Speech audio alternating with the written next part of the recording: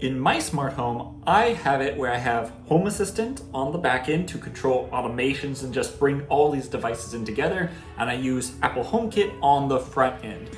But what happens if you wanted Amazon or Google, or maybe use all three of them? I have a device that I want to show you that allows me to do all of that. This is the LinknLink iSG, and I think it might be the ultimate smart home hub. So there's a couple things with the LinknLink. So it's really cool because you can do their software. It has its own smart home platform, really cool, has their own app. But what I love about this device is that it has Home Assistant built right into the same device, and they sync seamlessly together. So if for some reason you want to use LinknLink, but you also want Home Assistant devices to pair into that, you can.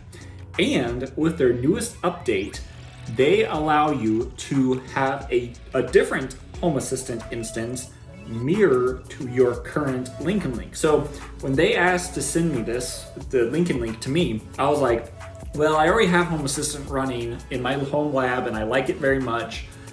And I don't really want to port all my information, even with a backup, to theirs.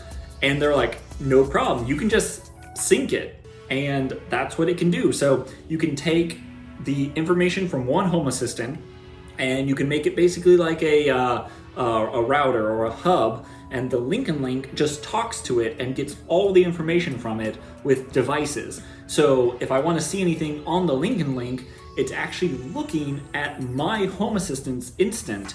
And this is really cool if you have a Home Assistant that's at home and at the office. That's how you can pair them together. But it's really cool that I didn't have to reconfigure my whole Home Assistant, and this LinknLink can see it.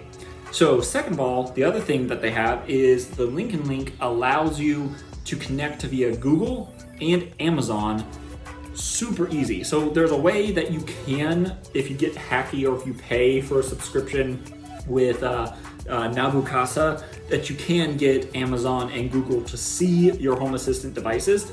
Well, with the LinknLink iSG, there's just a plugin that you can connect it, and all your devices that are paired into the iSG will go into Google or Amazon. So let me show you how that works. Okay, let's actually show you the hardware first. So this is the version with a screen.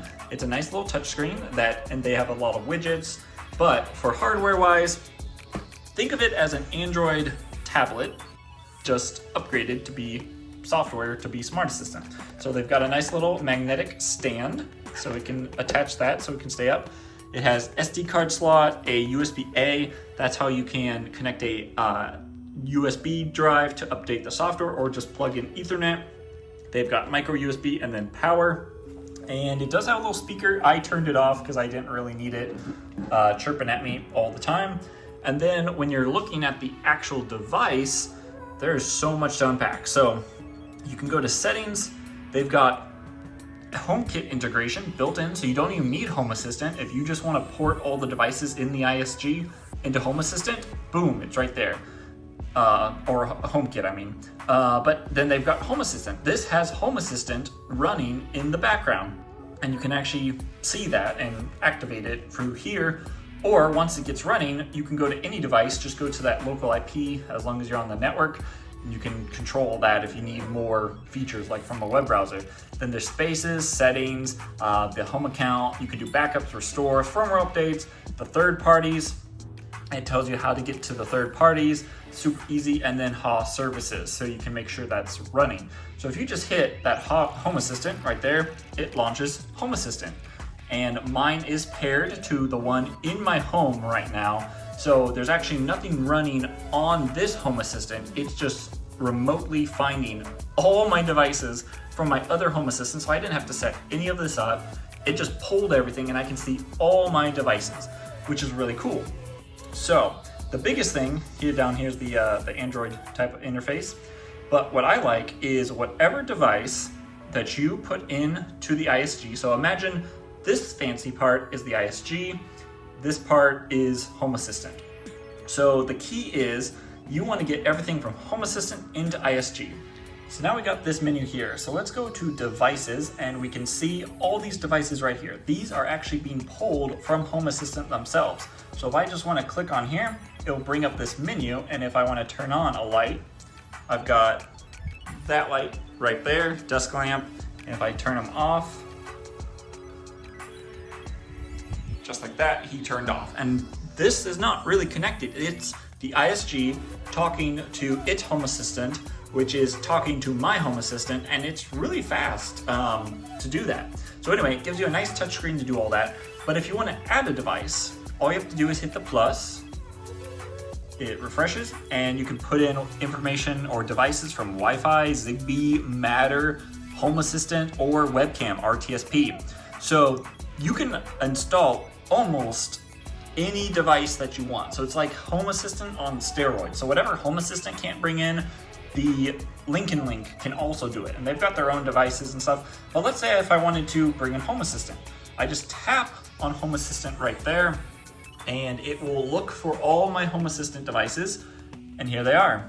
So there's a lot of devices to choose from, but that's how you bring them in. Once you select them and you tell them what room to be in, then they just appear on this dashboard, and you can choose if you want them in the dashboard or not, and you can organize them with groups by brand, and then you can even do your own automations if you want to run everything from here. I do everything via Home Assistant, but that's how you can do that. So what I mainly use this device for is I want Home Assistant to be the back end. So all my automations, all the information, all the products will go into Home Assistant. But I don't want to talk right now, not as right now. I want to use Siri, or I want to use Google, or I want to use all those. So with this, you can add them in. So when I was in settings and it said third party, it tells you how to do it. So you have to have an Alexa or Google account on your phone. You install the LinknLink app, and you can get it through a skill, which basically syncs your devices to the LinknLink app. So it's basically an Alexa skill, and that will connect any device that you pair into the iSG right here. Once you pair the device in here, now my Amazon Echo right here and my Google Home right there will both be able to see it. So yes, there is some tidying up you'll have to do. You'll have to make sure you put it into the correct room, and there's some setup involved, and depends how big your smart home is. This might be easy or hard. If you've got over 100 devices like me, it will be a task, but this software is constantly being updated, and it's just great that this option's here. So you can just add anything into HomeKit, anything into Google, anything into Amazon. And so if you want to be a family of Amazon users, you can just use this, and everything can go from Home Assistant into Amazon, no problem. This can be your Home Assistant. So it's just through one device on the back end that you do get a pretty UI, and you can set this up very much how you want.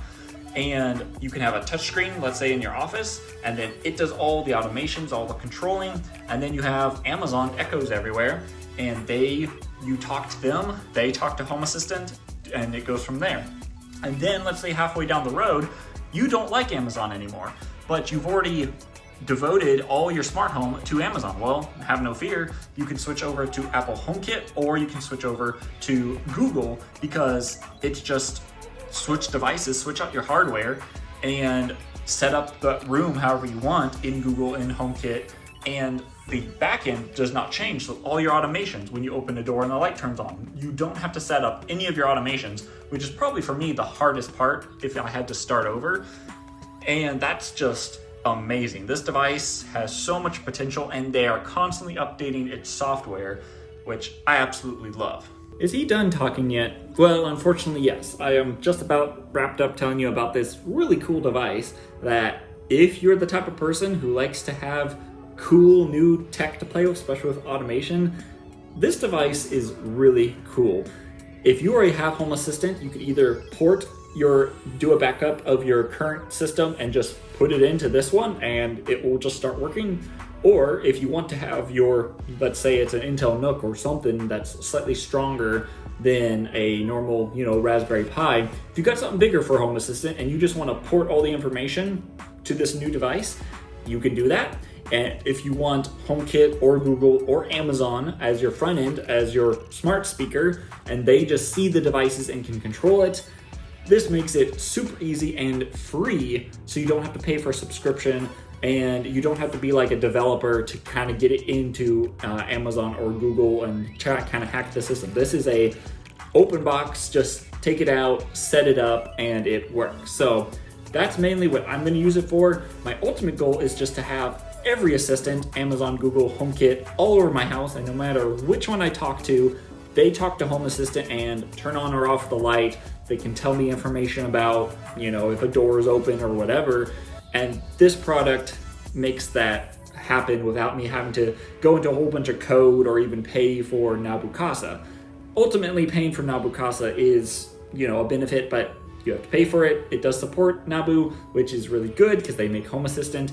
But if you don't want to be paying a monthly subscription, this is a one-time cost of just the hardware of the iSG, and you're off to the races. So anyway, hopefully this video is helpful or inspiring to someone who wants to build a smart home and maybe use other assistants and test out. Maybe you're a HomeKit user, but you wanted to do Amazon, but all your devices are already HomeKit.